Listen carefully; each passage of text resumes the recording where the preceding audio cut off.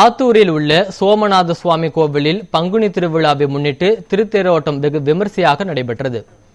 தூத்துக்குடி மாவட்டம் ஆத்தூரில் அமைந்துள்ள பழமை வாய்ந்த சோமசுந்தரி அம்மாள் சமேத சோமநாத சுவாமி கோவிலில் பங்குனி திருவிழா கோலாகலமாக நடைபெற்று வருகிறது.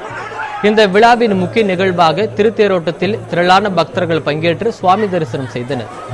மேலும் தென்னாடுடைய சிவனே போற்றி என முழக்கமிட்ட பக்தர்கள் உற்சாகமாக தேரை வடம் பிடித்து இழுத்தனர்.